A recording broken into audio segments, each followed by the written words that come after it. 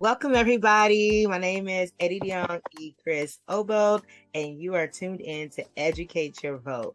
So today I'm really excited because we have a very, very special person close to my heart that's going to teach me a little bit more about the civic engagement overall. So without further ado, we're just going to get right into it. I want to introduce Mr. Vincent Sanders, who is the Senate District 13 chair. So let's go ahead and welcome him. Yay. So, Adidion, I just want to say thank you very much for inviting me to your podcast.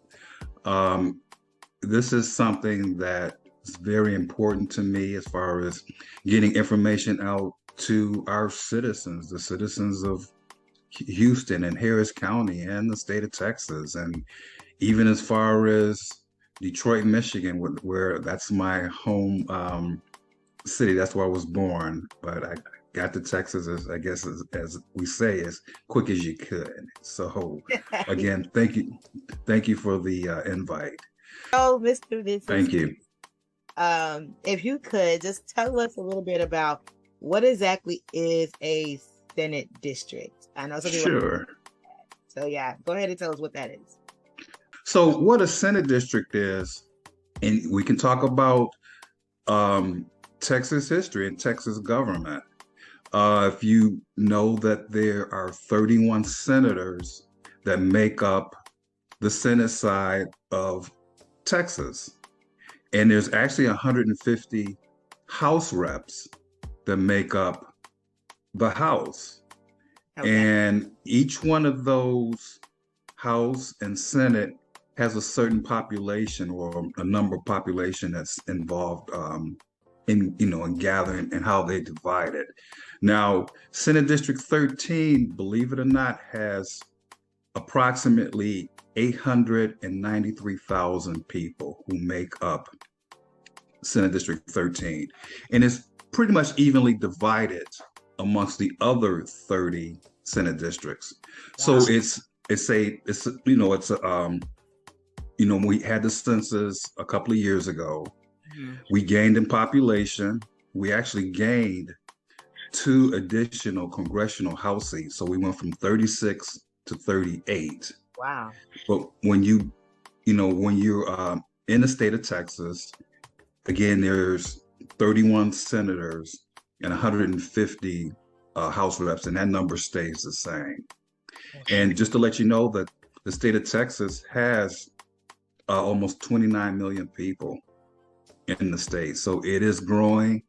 I mean, people are here because of job opportunities. Right. You see, obviously in the news, you are seeing some of the things that are occurring, why people are trying to get to the United States and why they're trying to get to Texas because of the many opportunities that we have here. Right, right. So it's something that, we need to be proud of as far as the number of people who are attracted to Texas. However, there are some things that we have to do our homework on and to do our due diligence to make this a wonderful state. Yes. So really quick, thank you first of all for breaking that down. For those of you who are from Houston or Texas, I don't even know if you remember, we went this in detailed about Texas government and the U.S. senators and Texas senators and House reps, but Mr. Sanders kind of did a really good job of breaking that down by the numbers. So when you say Senate District 13, how many districts are there? And I know that you're over 13. How many are there overall? So again, there's 31 Senate districts, just like there's 31 senators. So there's 31 Senate districts in the state. Okay. And so I guess they made it easier for us, Right. I love that. So now tell us, how did you become the chair of Senate District 13, and who was the senator over District 13? Sure. So I've been involved with the election process here in Texas I'm an election judge. I'm also a precinct chair. And I've been involved with that for about 19 years. Wow. And going to various meetings and, working on just people's campaigns and working in the community. Senate District 13 had a situation to where we wanted to take the Senate District to another level. And I became the chair in 2020, right as the pandemic set in. We were having in-person meetings. At that particular time, we had to find a way of meeting with our other precinct chairs and also with other community leaders. So hence, we started having our meetings on Zoom. We still have our meetings on Zoom, but that really saved us as far as still getting the information out to, to our various community leaders, our stakeholders. And it's actually been a great platform, especially, although I think we are post-pandemic, but, the cases, you will hear cases of COVID, spiking and, going into the winter months. And we've kept it at a area where we want to make everyone safe. So we're still doing Zoom meetings. Our next Zoom meeting is November the 5th. Okay. We'll be talking more about the election. Aditi and I will make sure to send you the link so you can send it out to your friends and family if they want to participate. We would love to have them. Okay. Our senator is a wonderful senator. His name is Mr. Boris Miles. He is very passionate about his Senate district. He brags on everyone in the Senate district. He really bends over backwards to make sure that we have all the supplies that we need, take care of the Zoom calls. When we had the state convention this past year in the Dallas area, everyone was provided a polo shirt with Senate District 13 on it, with very, very nice polo shirt. We had bags that we can keep notes in. We had supplies. He's just a wonderful, wonderful guy, and I think everybody is crazy about him, and because he cares, and he shows that he cares as well. Right. I love it. I love to hear that. So, okay, you mentioned, I want to kind of go back. You mentioned you're a precinct chair and you're election judge, and I also, just for learning purposes, is the Senate district, is it partisan or is it nonpartisan? So there are Senate district chairs on the Republican side as well as the Democratic side. So I'm talking and I'm focused in on the Democratic side. Okay. Also, let me give you some little facts about Senate District 13 and the number of precincts that make up Senate District 13. So we have 186 precinct chairs on the Harris County side, and we have close to 50 precinct chairs on the Harris County side. We have a unique situation to where Senate District 13 falls not only in Harris County, but it also falls in Fort Bend County. And when I talk about SD 13, I kind of give an illustration of what it looks like. Okay. So if you think about Intercontinental Airport as our starting point, and that's, north and east, Harris County. Mm-hmm. You come down, you go through Fifth Ward, you go through the historical areas on the Kashmir Gardens. Mm-hmm. You go through those particular areas. You then hit downtown. Okay. And then you go through Midtown. Okay. And then you start going to the historic Third Ward. Okay. Texas Southern University, University of Houston, and you continuously going east.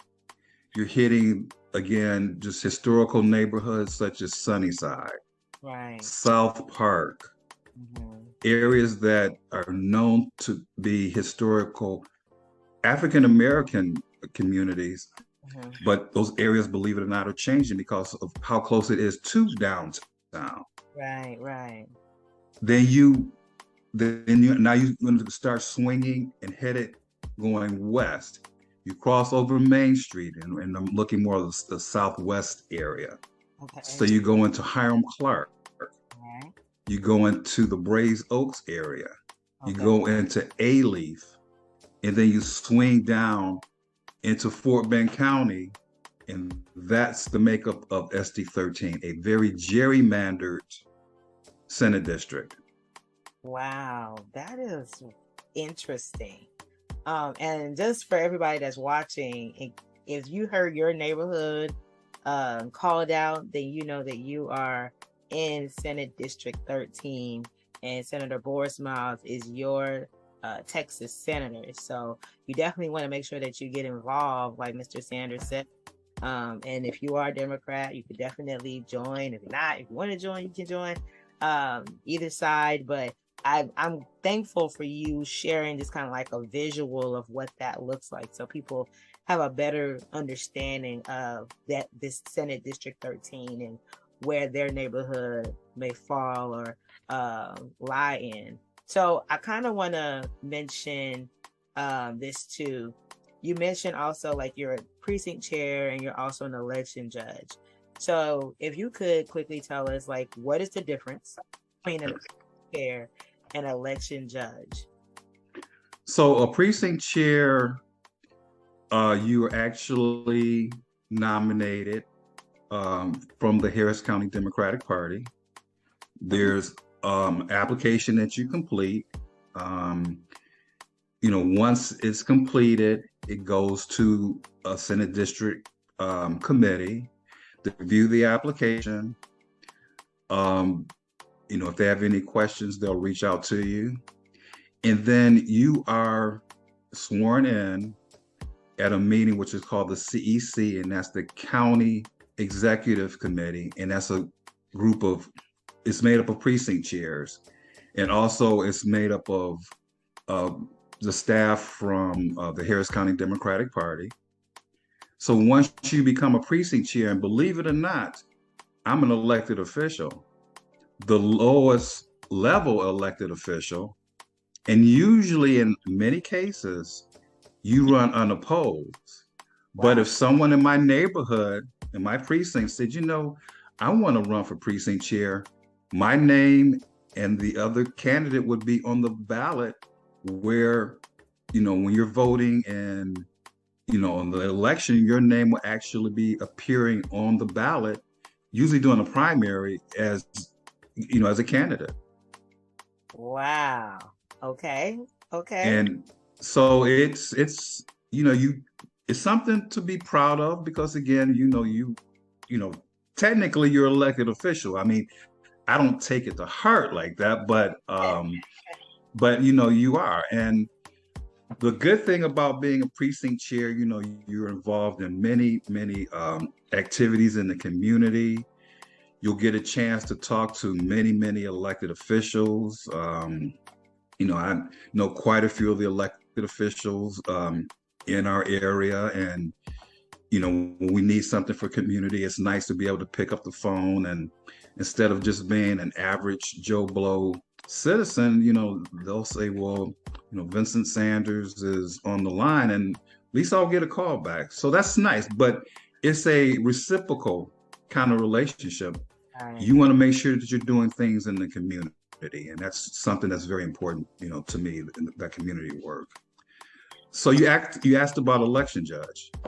Wait, so does precinct chair as an elected official, is that a paid position or is that an unpaid position? It's unpaid. We'll make sure for people who are interested, it's volunteer.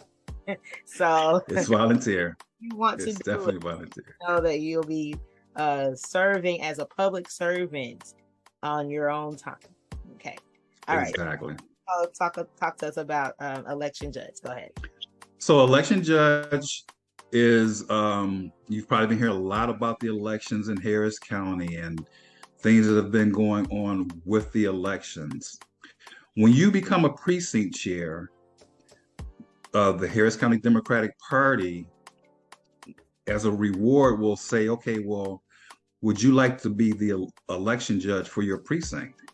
And many of us have decided to say, yes, we want to be a precinct chair, and we also want to be an election judge, which means that you're over the elections in your community.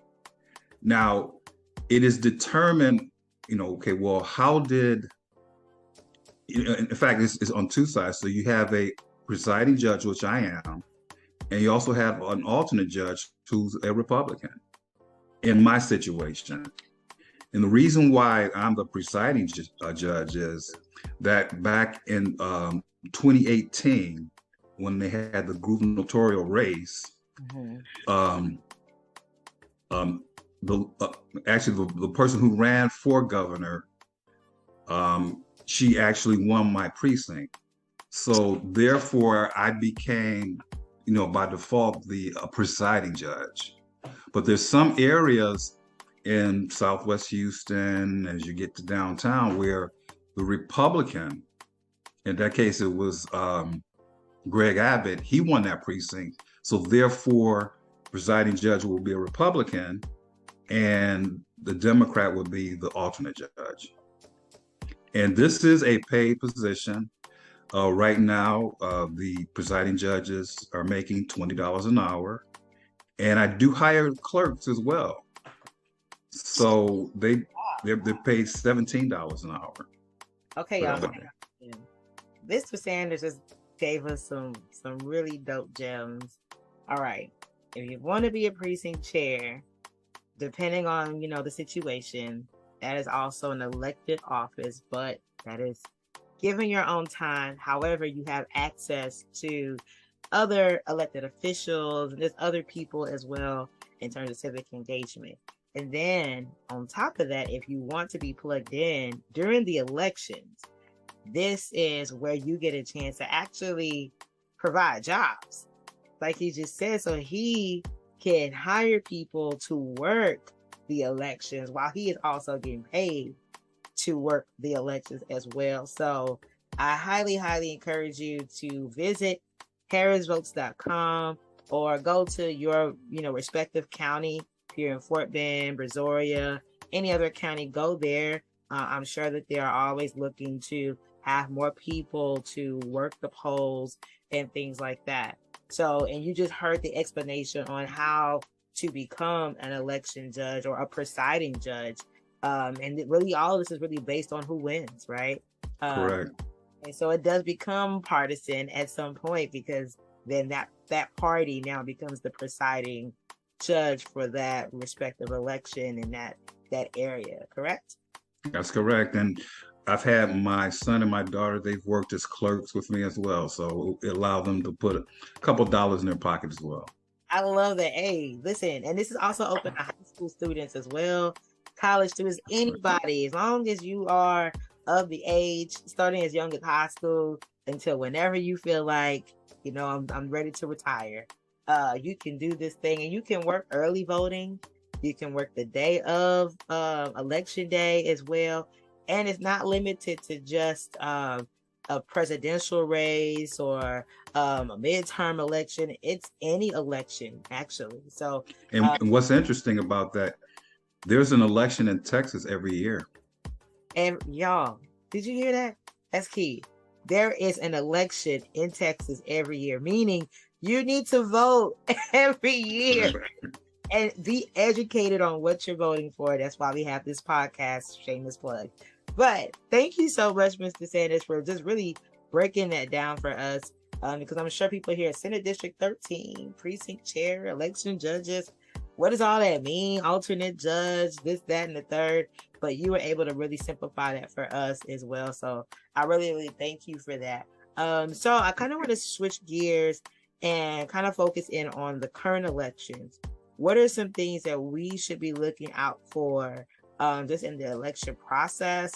If you want to keep coming from an election judge side, or precinct chair or Senate District 13 chair, what are some things that we as voters or people who are just new to civic engagement, what should we be looking out for in this midterm election? So this midterm election, as you know, you've heard so much about some of the issues that are going on. You have inflation, you have voting rights, you have the abortion issue. You also have border security. You also have the increase in crime. And you also have the effects of how all of this actually became about after, or let's say, just put it this way, post-pandemic. So since we did have a presidential election in 2020, and there are several thousands of people who are saying that that election, the results are not true, it has caused many, many states to really go back and look at their voting laws, to look at how they're going to protect the integrity of the vote, and to put methodology in place to protect the vote. Now, have seen, and it's been discussed many, many times, that the election results are valid and they can be backed up. However, there have been many, many people who've talked about their concerns about the election. Again, they've gone back and looked at how they're going to look at early voting. Like, for instance, in Harris County, at one time we had a 24-hour voting day. That has been taken away. Yeah, I remember. We also, 2020? In 2020. That was something that was like unprecedented for Harris County and for, I think, the United States. It was not something that a lot of people had seen for continuous periods of 24-hour voting. And also drive-through voting, and the way on how you could actually conduct your drive-through voting, that had been challenged as well. So, Texas and its voting issues, it's a very, very, it's a difficult state. And we had to make sure that the new laws that were in place, SB1, which was passed by the House and the Senate in Texas, did provide additional mandates and laws to protect the integrity of the election. Although, in my opinion, the integrity of the election has already been protected. We all take an oath, and we take that serious. So you mentioned SB1. And just for those who don't know what that is, could you quickly just kind of summarize, like, what exactly is SB1? So it was a more looking at the voting process, the voting issues. They put more emphasis on scrutinizing the election, the areas where you can have your polls or your voting area looked at through poll watching. There's been a big push on that. Having, at least in Harris County, we have now a paper trail. We've changed from just really all electronic, but now we have a paper trail of when we vote. And actually, this election here, there's 2 sheets that you actually have to put into the machine in order for your vote to be validated. So in short, they just provided additional rules and regulations on the voting process. Okay. So I just wanted you to just really, quickly say something about that, because a lot of times we hear SB1, SB1, SB1, but, people may not stop and ask what exactly is that. And to what Mr. Sanders was talking about, the Secretary of State's office, I believe, sent over at least 200 poll watchers just in Harris County alone, just to, like you mentioned, all in the name of SB1. protecting the integrity of the vote. They've sent them out to various polling sites and locations. It's kind of become a little bit more stringent on what you can and can't do during the election process. And so for a lot of people, you know, they feel like it's impeding on the process. Like you mentioned, there's a paper trail. And just for everybody that knows, in Texas, every county will have to actually eventually move over to this paper trail system in the next couple of years. So it's already been mandated, but they've given every county like leeway to finally switch over to that. So in Harris County, they are already doing that this year. And so they want to get everybody like you acclimated to this new system of having to have a paper ballot that you feed into the machine. And depending on how long your ballot is and whatever county you're in, it might be 2 pages, like Mr. Sanders mentioned for Harris County, or maybe 1 for some other counties, depending on who's on the ballot and how the ballot is. And we haven't even gotten to the mail-in ballots. For those who are mail-in ballots, it takes 2 forever stamps. So make sure you get that in. And there's like, I think the deadline is tomorrow or October 31st. No, it was actually on Friday, the 28th. 28th. For the application to be submitted to the Elections Administrator Office. All right. And then if you want to drop that in, I believe I heard on a teletown hall that they have until the November the 9th to actually get that into the Harris County Election Administrator's Office as well. So it's not that it's postmarked by the 9th, it has to be received by the 9th. But we're urging everybody just to go an early vote. Get it out of the way if you can. Don't wait until last minute. Don't wait and see, oh, well, I didn't get my ballot, or my ballot didn't go through, or just early vote. You know, we're still in this early voting period as well. So if you can, make your way down there to the polls and vote. So speaking of early voting and just voting overall, Mr. Sanders, can you tell us like some resources or some tools that people can go to just to learn more about this election or just election process in general? Sure. And great lead into some of those resources. And you've actually already mentioned one great resource is harrisvotes.com. Those who like computers and like websites, it has absolutely wonderful information on frequently asked questions about the voting process, also videos on how to use the machines. You can actually find a map of your actual precinct. You can actually find information about, the various, information that's on the ballot. And let me tell you something about that. What's interesting. I voted yesterday. Okay. And there were 98 issues or page flips on the ballot. Harris County has one of the longest ballots in the United States. It's already the longest in Texas, but one of the longest ballots in the United States. Wow. So that's one reason why we're encouraging, people to vote early. Now, I'll be at my elementary school, a couple of blocks down from me on the 8th, and that's usually when I work, is on election day. But you have more time to understand the ballot, to understand what's going on with with the issues.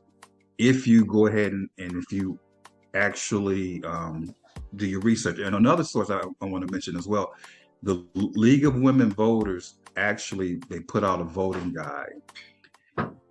It's information about the candidates who are running.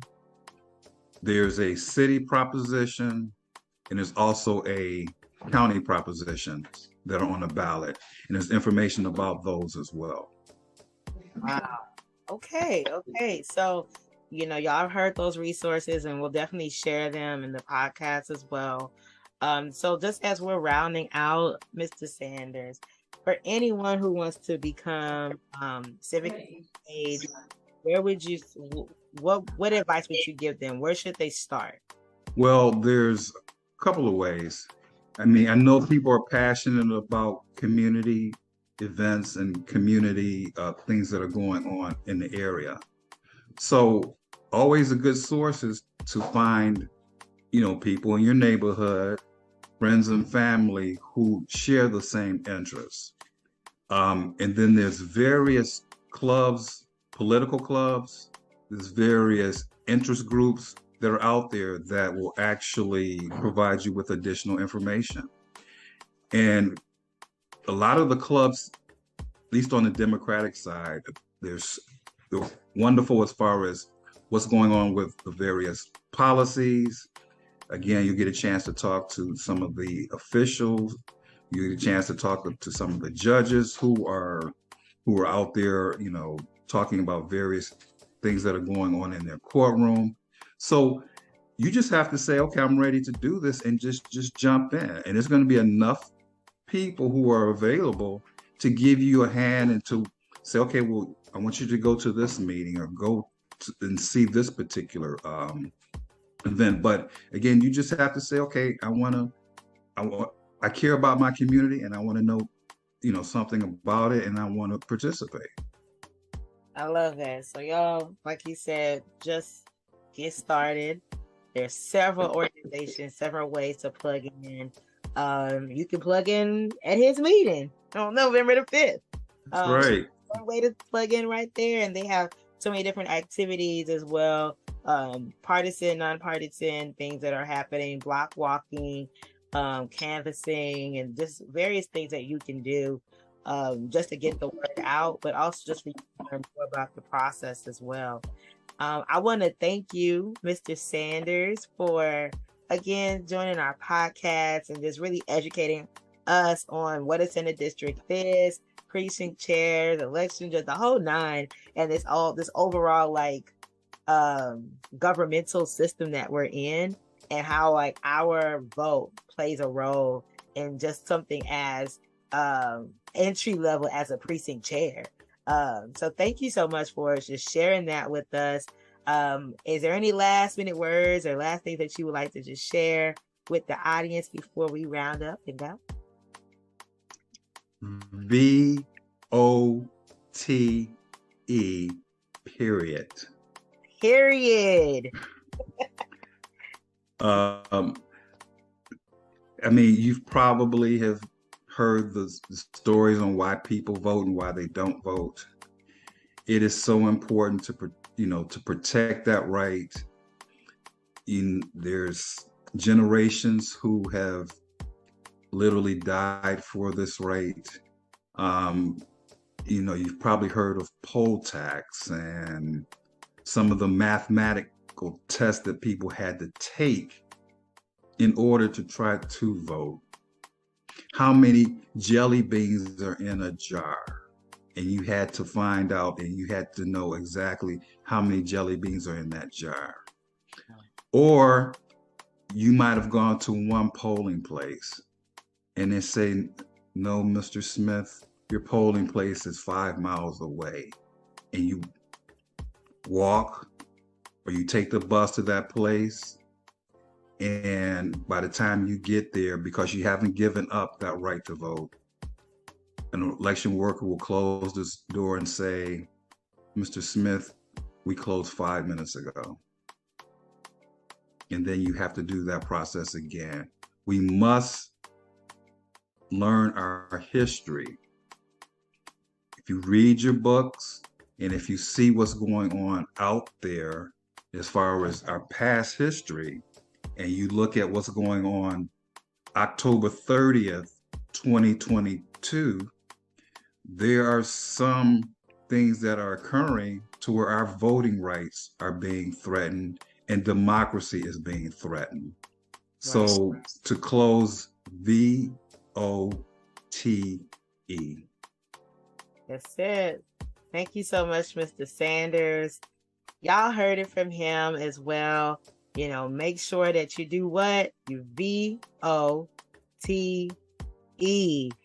It's time to represent Harris County. Visit harrisvotes.com to learn more about polling locations and the 3 ways to vote, including mail-in ballot, early voting from October 24th through November 4th, and on Election Day, November 8th. Get ready to represent Harris County. So this is our episode of Educate Your Vote. Make sure that you tune in. We'll have more of the resources to drop down, and also on our social media as well. Get plugged in. And again, we say educate your vote, VOTE. Make your voice heard through your vote. Thank you again, and we'll see you on the next episode. Thank you very much.